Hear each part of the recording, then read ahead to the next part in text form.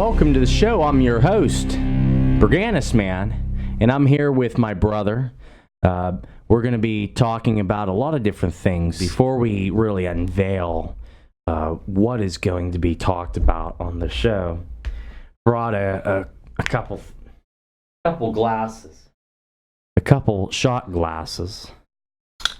Oh, I already know where this is going. Here you go, brother. A shot glass for you, a shot glass for me. We're going to have to get warmed up here with a little Jack Fire. And no, I'm not getting any kickback for having this in my podcast. I'm just letting you know this is my shit. Drink water, get some good food in your system. Yeah, before you even start. And that's exactly what we did. So we prepared for this. There's a little shot for you. Thank you. Too much. All right, brother, to the first podcast that we've ever been a part of, and to many more. All righty. Thank you. Smooth. Smooth. I don't even need to chase it with anything. I never have. Always been pretty good with my liquor. But I have to say, thank you for coming on the show. I appreciate it. Yep, not a problem. It's good to be here. All right. And to let everybody know, me and my brother, we go way back. And not just because we're brothers. I'm talking about multimedia. I'm talking about video making. I'm talking about just being in front of the camera. Our amazing mom shot videos of us on the old VHS video cameras. And for whatever reason, we were able to get a hold of those VHS tapes and put them in our VHS DVD combo TVs, the old picture tube TVs. And we would watch our old videotapes. By the time I was 11 and he was 8, that's when we really got another break with the camera. Now, here's the thing.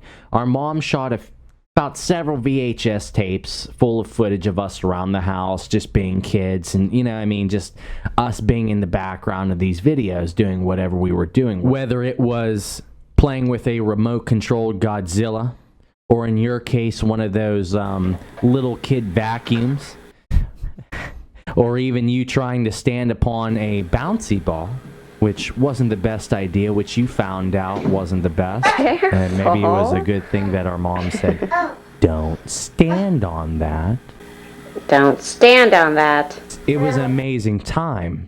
Because once we started watching these videos on VHS, which we would just rewatch them over and over again. We were like obsessed with it, correct? We would watch these things and be so amused by funny things and stupid things we would do when mom caught us on the camcorder with me stepping on a ball, almost hurting myself. Just stupid bloopers we would have. We would have such a laugh with it, and it kind of brought us up to do something more and do something our own and make our own comedic bits and stuff like that. Absolutely. I mean, we were definitely something else when we were little.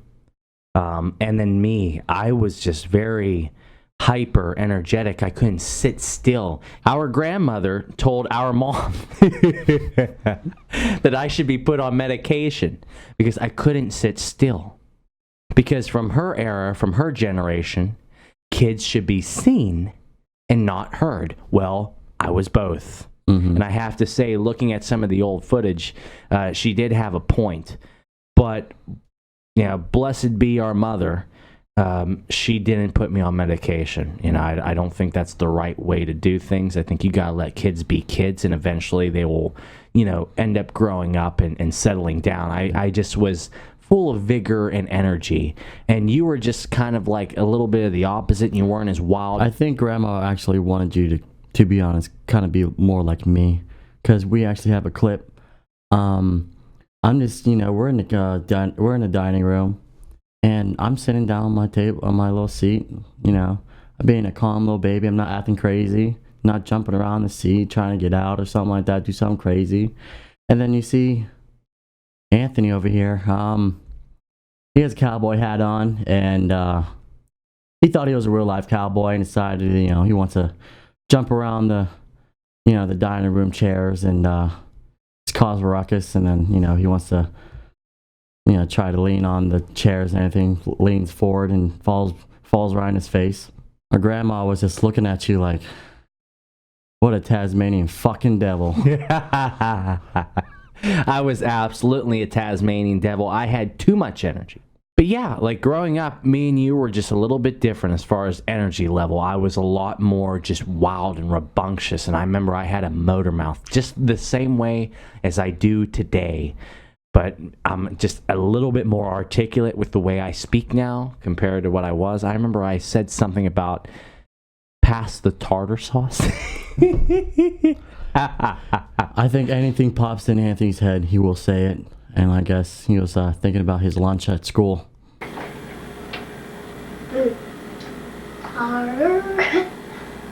Pass the tartar sauce. Either that or a good fucking fish sandwich from McDonald's. I don't think school would serve fish that much or whatever.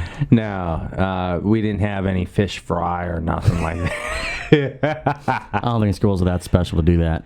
No, right. But either way, I was very rambunctious. Alex was more reserved, but we were both characters. How Anthony said he was very energetic and always rambunctious and everything. I was the calm little baby in the family.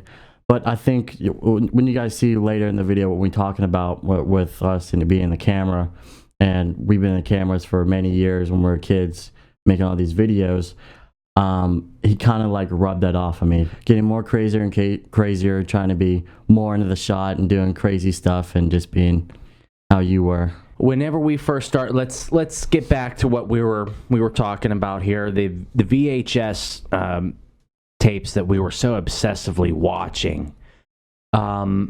I just knew from that moment that it's weird. Dad always used to say that I'm an old soul or whatever, or I've been there, done that in certain circumstances or whatever. I had very different thoughts than kids my age. I just remember having serious thoughts when I was in 3rd grade and stuff. Hyper as I was, I just felt like I was very in tune with what was going on. For whatever reason, I couldn't explain it. I didn't know because possibly my memory was wiped clean once I became born into this world. But I certainly had a purpose. And it was almost on autopilot because I just remember watching VHS tapes of us as little kids. And they're just harmless videotapes of us. Any typical kid would be like, okay, that's cool. Or even embarrassed by being on video. There's so many people out there that are camera shy. There's so many people out there that don't want to be on video, that they're not comfortable being on video. Yep. And it was crazy to me how me and you were both so into it. Now, I have to say, like how you said, I kind of pulled you in because I remember our parents buying us a camcorder, or buying the family a camcorder that was only meant to be used for ball games, as far as what our dad told us, and in special events. But for whatever reason, Dad was always at work. He worked, sunrise to sunset, and he was a hardworking man. Mm-hmm. And our mother, who is a stay-at-home mom, kept us off the streets. She always took good care of us, took too much of a care to us in a way, as far as like she made sure everything was right and everything was, I have to say, she spoiled us rotten. But at the same time, we were able to be ourselves and do what we love to do, whether it was playing video games, whether it was playing baseball out in the backyard or passing football. We had full reign. And our parents bought us a camcorder and spent hard-earned money specifically to be used for family events and special events that are typically documented, and we end up taking over. Yeah, unfortunately, we had other plans with that camera. And with the camera, we had so many things. Like you said, our mom spoiled us like so much that, when we use a camera, we had a whole bunch of things that can create, like, we wouldn't say as a kid, but like that can create a lot of content in the video. So we had like dozens of toys, dozens of games to use to, shoot in a film, props and everything. Oh yeah. We even used the damn furniture. Seems like it. Now we're going to the Hall of Fame. Hall of Fame, how to see him. This is our Hall of Fame, guys. Oh, I'm gonna steal this. No. This is our Hall of Fame. It's called Book of Lists, World Atlas, Human Body, God's... Someone open up the cash register! We have 2 5s. Turn off this sensor real quick.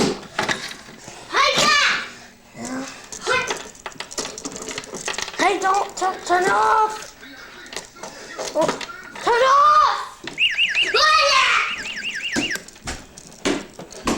Don't make a lot of noise. Now, that's all our extra money. See how much money you can get doing this stuff? Well, our MXC is a great sellout. Well, this is our Hall of Fame. There's a lot of stuff in here. You can see Cat and Pants. Secret codes. This is our best. Secret codes. Hey! You're under arrest, mister. I didn't do it. Well, I'm over. I'm over, man. Shut up. That's the thing. I don't care what this channel is. I don't care what this channel becomes. I'm just going to put this channel out there to give inspiration to people, because it is what it is. We came from a different background than a lot of people. We had very loving parents that allowed us to be kids, and we had a stay-at-home mom who took care of our needs and allowed us to be who we are, who we were. Yeah. And without that, we wouldn't probably be here talking about it. And I remember, you know what, right hand up to God. I believe in God. I take that stuff seriously. I too. As far as my goal in life to make a positive impact on people. I remember being that age in 2004 and shooting these videos and having a thought in my mind, just thoughts that would pop into your head. They weren't manufactured. They weren't something that I, made up myself. These were thoughts that just popped into my head, like, Anthony, you're shooting all these videos and you have hours and hours and cassettes upon cassettes worth of footage, and it's all going to be used in the future for a special purpose. And I just remember falling in love with that. Mm-hmm. Knowing that, because honestly, if I knew that what we filmed was all going to be in vain, it wasn't going to mean anything, I wouldn't have been inspired to do that.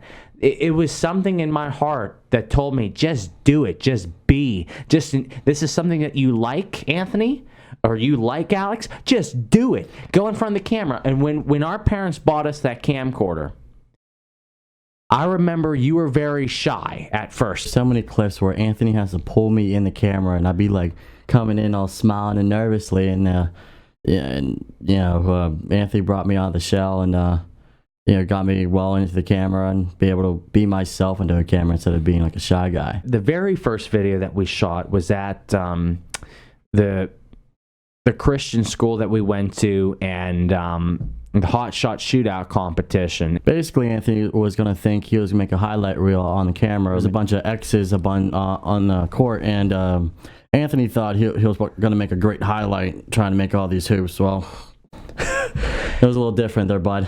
Yeah, there was a lot of misses, and I have to say I was disappointed with my performance, because we had a basketball hoop out in our backyard where I did practice, but I slacked. I practiced. It all last just came minute. in the moment. It came in the moment, and I had fun. Yeah, I think I came in fourth.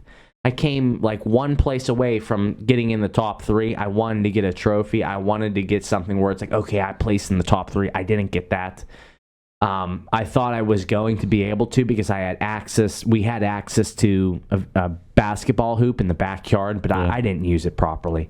But either way, I did a little interview in the car. I think you might have been shooting the video, holding the camera, but you were never in front of it yet. Yeah. And it wasn't until we got home And then I told my mom, hey mom, just start filming us, you know, how you did back in the day, and like I'm gonna put on a show. Right. And I remember catching you off guard. You were watching a cartoon or something, and I remember doing something like embarrassing. Being the older brother that he is, he wants to show, not that he wants to bully, but you know, he wants to show why he's the older brother. So instead of like he doesn't want to bully me or like annoy me, well, he wants to annoy me, but he wants to more like instigate like the situation. Like I'll be like sitting on a chair, you know, watching TV like he just said, and he just comes up in my face with a camera, shoves it like right in my face, and wants to say something dumb to try to like get me like fired up and annoyed and want to fucking like chase him. As you'll see in some clips, I just chase him around when I'm so damn annoyed of him. And I remember, Like, damn, you want me in the face of the camera? I'll run at you. now 4 years separates us, and so at this time I was twice your size, and I did take advantage of that. And like I wish I can go back in time and be a better brother, of course, you know what I mean? Obviously, hindsight's 2020. But I just remember being twice your size, and I really took full advantage of it because it was a show to me, and it was entertaining. And see, the thing is, you were more reserved. Of course, you liked watching the old videos, and you were into it almost just as much as me. But when it came to being on the camera, since you were the little brother, since you were younger, since I dictated most of the scenery, and I had a lot of influence and power and leverage over what was going on, like I was in control because I could put you in a submission. You know what I mean? Like you couldn't overpower me, and that was part of being the older brother. And I just remember.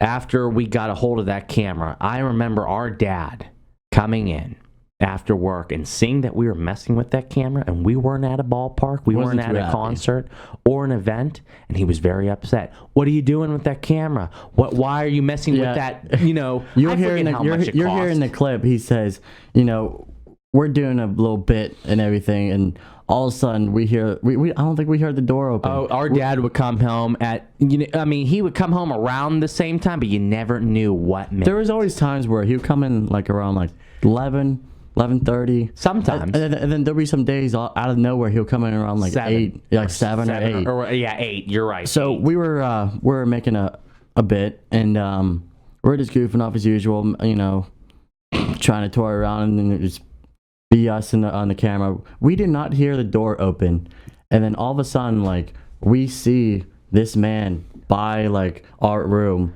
and all of a sudden we just paused, we froze, and all of a sudden we just hear our dad. He's like, "How's it going, guys?"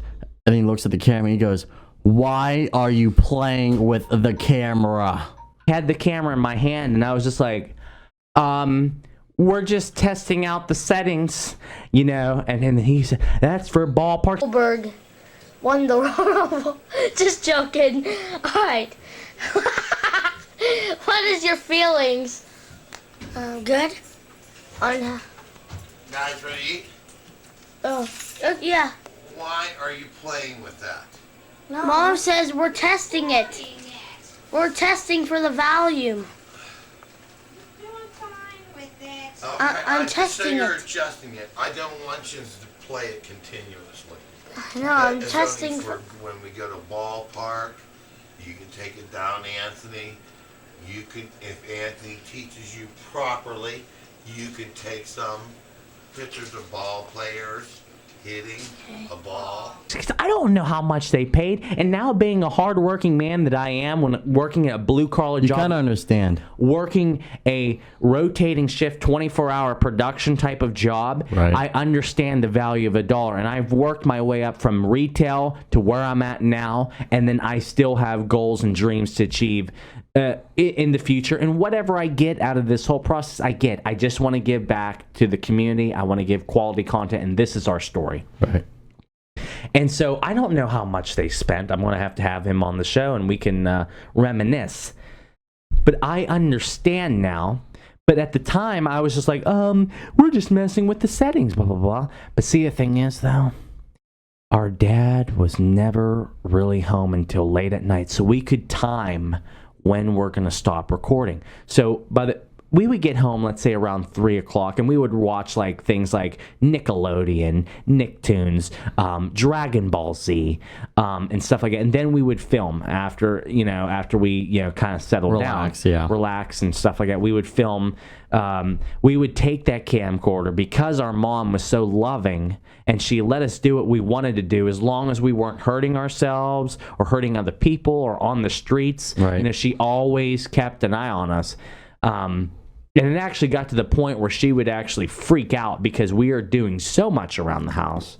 Sometimes we break those boundaries, us potentially hurting ourselves with possible stunts, or us moving the furniture around and having potential of breaking them. So she has to do something about it. Yeah, and but at the end of the day, we always had free reign with that camcorder. For whatever reason, we had a mom who let us be. And I have to say, she put up with a lot. Dad's work schedule, never really being home, working very hard the way he did, and then dealing with us 24/7. And literally, this was like an everyday thing. Like literally, like how Anthony was saying earlier, he had like such a love for like the camera and wanted to do something. He would literally like, we wake up and Anthony's telling me plans of what we should film, what kind of like, like with our videos and everything. And this was like a daily plan, what we want to do. And then we would film it like in the evenings. And and this is what our mom had to deal with every day. Absolutely. And this is why I believe God is real and that there is a higher power, because what are the odds that we were able to do this stuff and get the quality experience that we needed at a young age to become comfortable in front of the camera? But anyway, I have to say, we shot 30 or 40 or 50 tapes worth of footage. Not episodes, fucking tapes. Oh yeah, and I remember we got so hard up because those tapes weren't inexpensive. They weren't cheap. Nope. Like, we would actually have to make sacrifices. These aren't like 30-minute tapes. These were like 2.5 hour, 3 hour long tapes, depending on what type of quality you had that camcorder setting on. Yeah.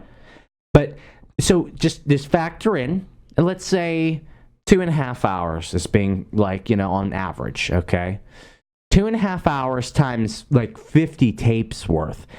Maybe even more, because we actually recycled tapes to the point where we had ideas or plans to shoot videos, and our parents wouldn't take us out to the store to buy us new ones because only certain stores sold those specific I think they were called high 8 cassettes, video cassettes, and they're not cheap. They were like $20-$30 a pop, and like you can't just expect your parents to pay for a cassette tape every 2 weeks or every week. I honestly thought those tapes were a little more expensive. Oh, they might have been, but either way, we filled those tapes up so quick. It got to the point where we had to make sacrifices. Like, okay, all right, we can do without this footage because this tape wasn't as good, so let's tape over it. Right.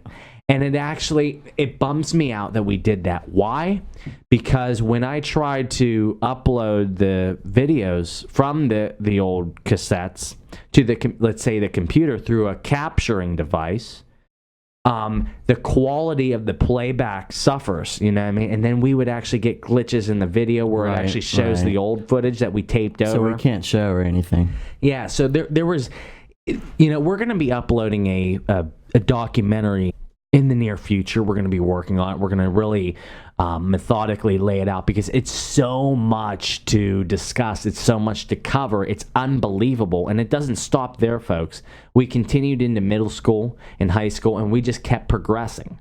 Whether it was me self-teaching myself how to edit video that I was able to upload through our first digital camera, which we'll get into a little bit later. We just simply, as years went by, we just simply was wanting to learn more as we kept filming better things. Like, we would always play with like the settings and effects of the camera, and then once we discovered like new cameras and everything, we always wanted to see what was new and what we and what we could learn. And what we could do with them, like the capabilities of these cameras, the settings, the quality of video, and then your built-in effects. Right, and it's like always brought an excitement whenever we discover those new cameras, and once we get those in the mail, or once we either order them or buy them from the store, we get so excited, and once we test out the video and the quality, how new it is, how much the technology is continuing to grow today.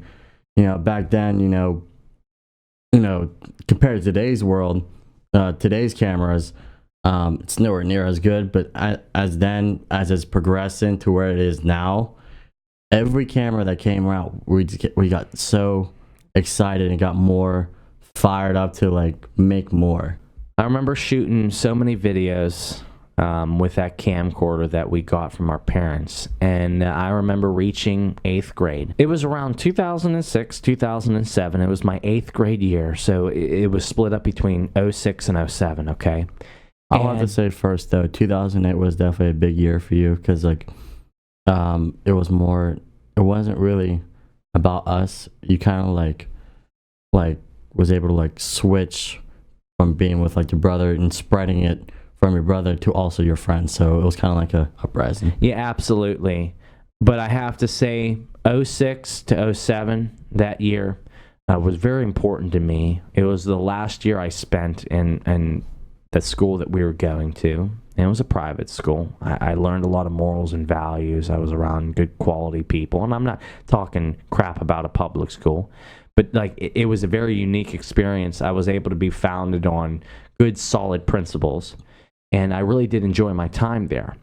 And for whatever reason, my last year there, I ended up really finding out about a digital camera where, if anybody remembers, now kids today, they can't relate because everything is digital.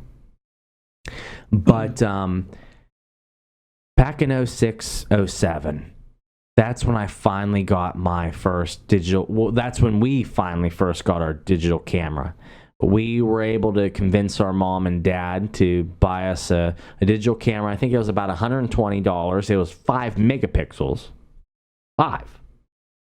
And it was our first experience being able to upload not only photos, where we didn't have to get them developed, so we can take silly photos and embarrassing photos, or photos of just us being ourselves without somebody looking at it and saying, oh, these people are weird. Here's your disc, and here's your developed photos that I just examined.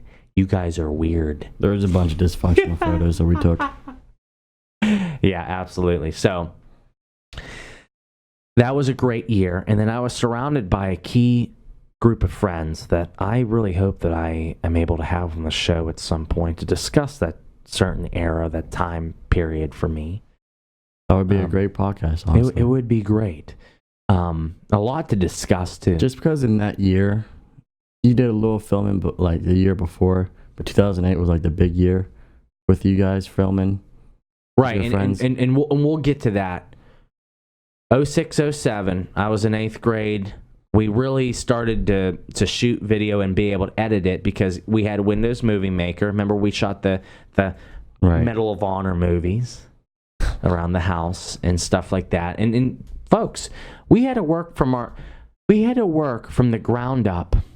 Okay, when we first got that digital camera, we could only film like 30 seconds at a time. And then I found out about an SD card. And I was like, holy crap. If I invest in an SD card, I'll be able to shoot for 20 minutes. A half hour. Oh my gosh, that's freaking awesome. And now I'm shooting hours worth. That shows you how much technology's changed now. Oh, yeah. Yeah, and a gigabyte of RAM for your computer was... He was just talking about how excited he was to film 20 minutes at a time. And then now cameras being how they are now, you can film as long as you want almost. Basically, it pales in comparison to what... Really, like 90% of cameras. What we had to deal with back in the day, it pales in comparison.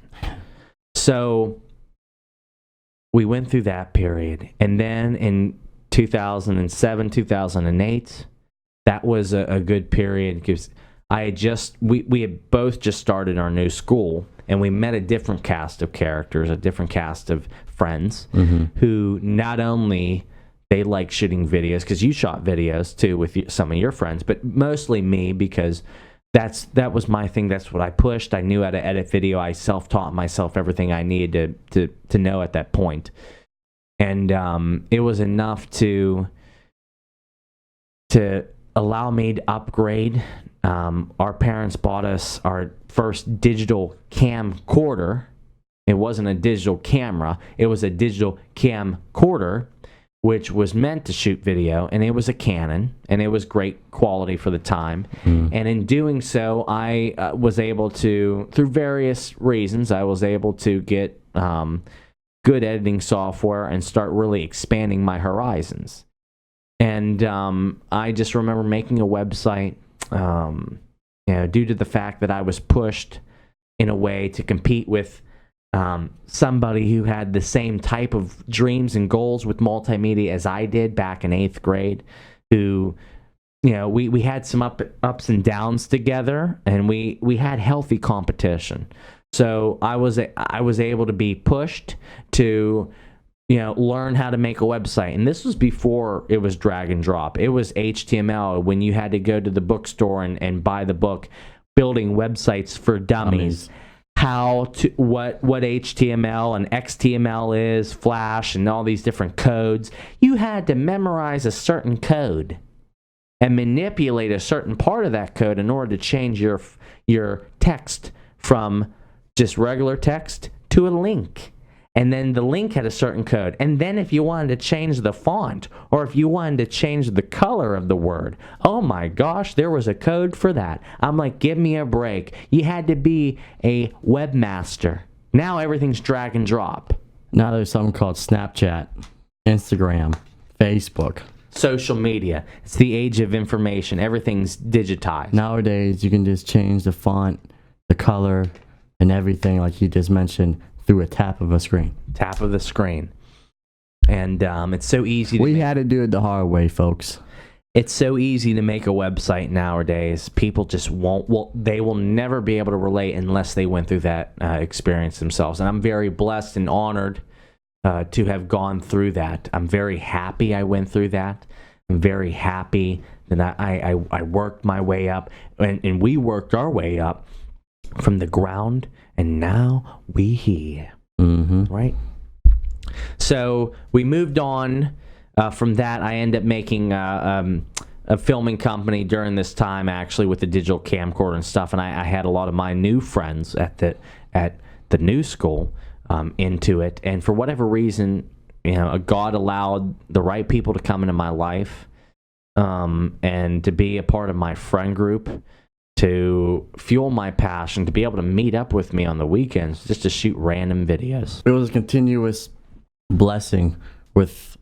He understood that you had a love for a camera, and throughout your years, from elementary to end of high school and today now, you had me, we started everything with your love of the camera and everything. It's my love too, but he had a competitive passion for it.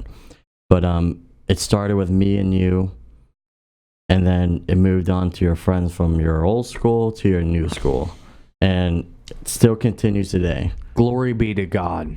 There is a higher power at stake, and this is what fuels me.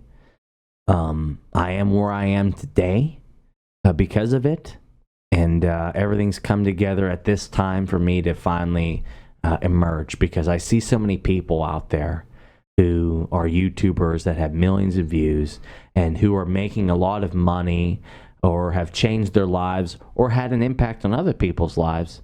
And now it's my time to follow my passion that I've been doing way before. Like when I see people, let's say, for example, like Ross Creations or a Danny Duncan, these are guys that just shoot videos. And I'm not trying to knock their idea. I'm not trying to knock their passion for what they do. I'm very happy for them. I'm when I see their following, I'm like, dude, you got something going on. The thing is with me, I've been doing this since literally I was a little boy. This didn't just happen to me because I needed to make money or I needed to, you know, to do this for my family, or all of a sudden I had this idea to shoot videos and it just magically came together. This is what I was meant to do. And I don't care what happens about this channel, whether I become viral or whether I make a little bit of money or a lot of money.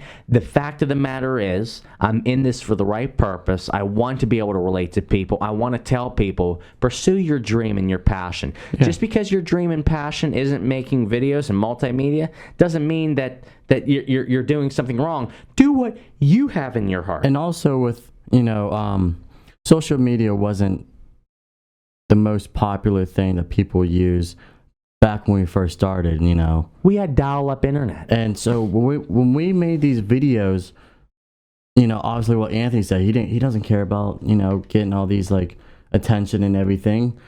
When we filmed these things, we just filmed it for us. We didn't care about what people thought or anything. We filmed every day for the fun of it. Absolutely. With no hope of ever becoming famous or viral. Who would have thought at being 11 years old and shooting videos the way we did that anyone would ever get to see it? I didn't even think I would even be able to get the video on the damn computer, let alone it going on the internet. The plan we made, we would always film on the daily, you know, we would review it back and show our family. It's simple as that. Loved it. Yep. And it was always a great time to show, you know, our mom and dad the film, and they'd be able to like shake their head or to have a good laugh at it. It was always a good time. You know, there was no other like social media. Everything was everybody was using. It wasn't really even a social media at that time. It was pure intentions. Yep. And it was for the pure love of it. And on that thought and on that note, another shot to you, brother. Hell yeah. This is the start. This is the beginning.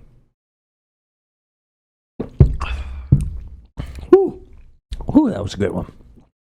But I have to say, after we moved on, we had the digital camcorder.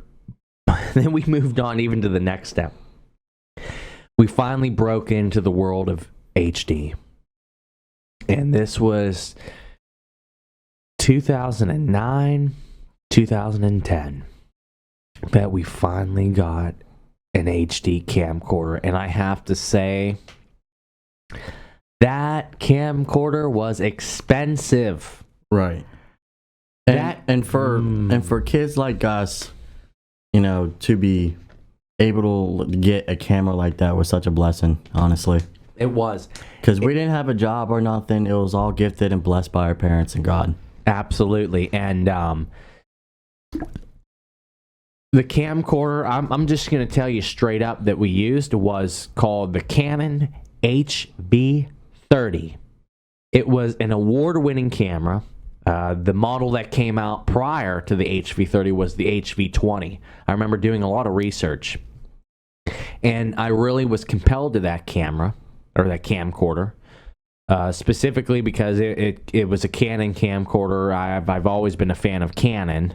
But that, you know, I haven't been loyal to that company since. Because at that time, Canon was really growing and being more advertised out on TV and everything. Yeah, and they're just known for having great camera lenses. And I remember when that camera came out, you were like so wanting and so hyped up to get it. Like this was like months of you like talking how you want it, how you really want it, how much begging he had to do to his parents. And, you know, like how we're mentioning earlier, how our mom spoils us a lot. You know, our parents finally granted us that.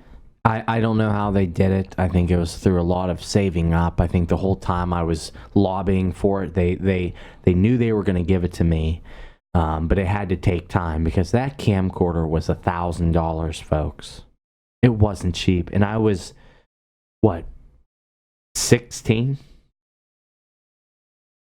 And I was shooting stupid videos. And you're going to drop $1,000 for your kid to pursue a passion or to just do random videos and do things that he or she likes to do? I'm sorry. Very blessed. And really, our parents, you know, they probably aren't thinking this is our passion. You know, I think they really bought it, you know, just so we're were happy with it, and because they knew we had a lot of fun with it. They didn't know we were like actually want to pursue something with this. They just wanted we're happy and having fun, honestly, with life. Yeah. And that was our number one thing to do was film. Yeah, and I have to say, me and my brother, we shot multiple video series. We had a little YouTube series called the AA series. It was basically a series. This goes back to our digital camcorder era as well. That's when it first started. It wasn't HD. Season 1 was all standard definition, but it was an upgrade from our digital camera that we shot with whenever I was in middle school. And we shot a season of that on standard definition. Then when we finally upgraded to HD, we had season 2, and I think it was phenomenal. I think it was great. We had a lot of fun. Season 2, each season it got better. Season 2, yeah. Season 2, the way we made things with like YouTube and our editing, the more we got used to the camera, the more we got used to the editing programs we had in our computer, the more we learned. We used a simple way to edit through season 1. Season 2, we found more ways to like make things better for like an intro or like better scenes and acting and everything. Right. We shot a lot better quality of video, not only because of the video quality itself, but also the acting. And I just wanted to make this clear to everybody. When I was in high school, growing up, and I was shooting these videos, I took it pretty serious. To my own fault, I ended up taking it a little bit too serious. I remember yelling at you multiple times to get a scene right, because I wanted you to be a certain way or to say something a certain way or to even recite a line. And anytime you would mess up, I would just be, I think, a little bit too hard. Yeah, and he was literally like a real life director at a young age, because he always says, we gotta do this, we gotta do this, you gotta quit messing up, we gotta get it this time. This is the time we have to make this film. The big brother, the bully. Yeah. Thanks. No, I was kidding. and I'll show you guys some an example of that, and I'm just being transparent. These are things that I think about, that I wish I could go back and do a better job of just enjoying the moment instead of like being so serious about it. Like there's times where I look, and I keep an arsenal of all of our footage over the years on a specific hard drive, and I feel bad because I do see how I was a little bit too much, to say the least. Honestly, no, it can be, some ways, I can understand how you said, it was a little too harsh and everything, but there can be a positive out of it. There can be a positive out of it because, without maybe you being able to like push me like that and be harsh on me, you kind of got me out of my shell. Like I said, get out of my shell, and you wake me up every morning or every afternoon or whatever and says, hey, we really need to do this, let's do this. And I'm like, oh, can we do this later? Really? It's like, no, we have to film right now or something like that, And just, he'd always, sometimes, sometimes he'll get mad at me or like force me to do something like that, but like it made me fall in love with like camera and everything, and like being able to get up there, because once he finally got me out and get on the camera, I was all good. So like it was kind of like just pushing me, honestly. Yeah, and everything happens for a reason. I think big things are on the horizon, not only for me, but for you and everybody who comes on my show. I have a very big plan and a very big dream for the future. And I just want to let everybody know out there, I'm not in this for anything but to give you quality content and to maybe inspire you out there. Whatever it is that you're passionate about, whatever it is that you feel in your heart and in your soul that you love, find a way to monetize it. Find a way to pursue it. Find a way to just let it happen.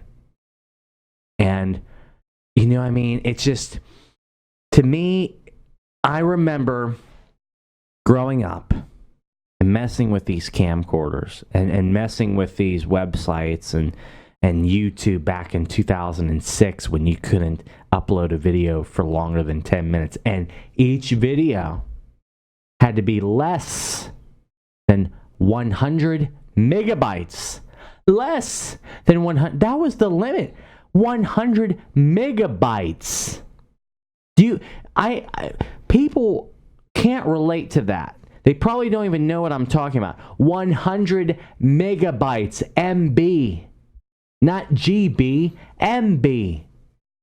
And I remember having to work around that to the point where I would even have to take a video that was high quality and run it and render it through Windows Movie Maker just so it would meet the requirements of the megabyte limit. Folks, I'm not in it for myself. I'm in this to pass on my story. And if my story can inspire you, and if you follow my channel and you see how my life turns out and you see that my dreams come true, if it ever does, and I believe it will though, that there's hope for you too. Not just me. I'm not better than you. I'm no different than you as far as, our abilities to be able to achieve our dreams. I'm different in what our dreams are and who we are as people, possibly. But I'm telling you right now, everything that happens in your life is for a reason.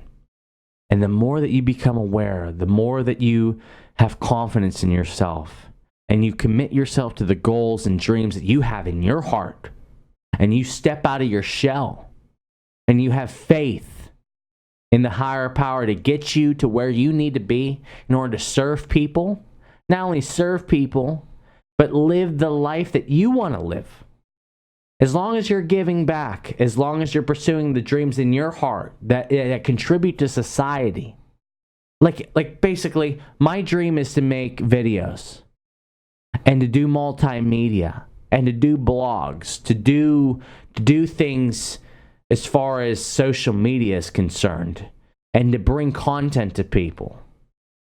If I can put a smile on your face, if I can make you laugh, that's a victory to me. I'm not in this for the money. I'm not in this for you to donate. You don't need to donate anything. You don't need to buy my t-shirts. Pursue what's in your heart and allow me to show you firsthand that you can overcome what you're going through. You can overcome the obstacles that's stopping you from being a unique individual and having an impact on this life with many people for the positive. Not the negative, the positive. You yourself, everybody who was born into this earth has a special gift from our Creator, from God. Okay, I'm a Christian. I believe in God, and I've really clung to Him over the past several years because I've really had to put this passion on hold. Because I've had to grow up. I've had to leave the nest. I've had to work a very laborious job. And I've had to sacrifice time and effort away from friends and family. I don't really get to see people that much. I might get a day and a half off every week. You know what I mean? I might get about 5.5 days off a month, but that's okay. I'm fighting the good fight. I know at the end of the day, if I keep pursuing what I'm pursuing, it'll all work out for me. And it's not just for me. It's for you. I want you to see what happens in my life. The people that are here with me, that come on my show in the beginning, that are loyal to me, best better believe I'm not going to forget that. And it does, and it goes for our viewers too. Me and my brother, we have an amazing story. I have an amazing story. He has an amazing story. We're in this for you. Who cares about our story? Who cares about, you know, I want to write a book one day just to document everything that's happened in my life. And people are not going to believe it. They'll probably label it as fiction. But it's okay. I don't need to convince you.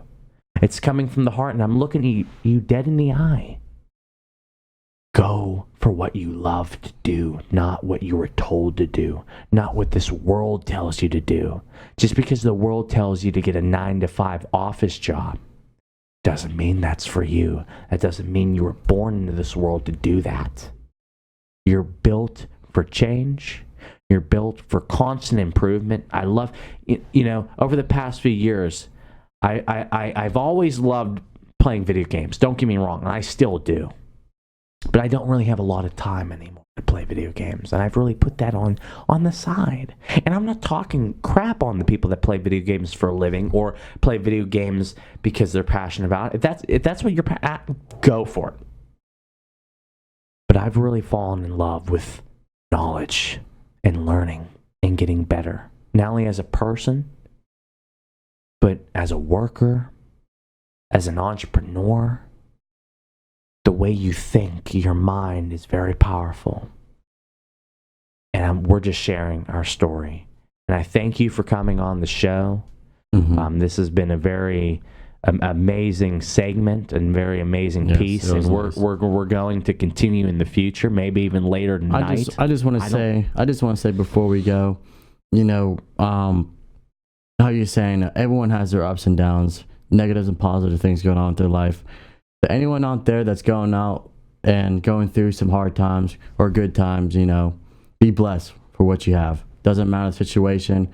And if it's a negative, you're going through a negative time, going through a good time, or maybe you're going through a mix of good and bad, You got to be blessed by what you have and what you're going through, because it is going on for a reason.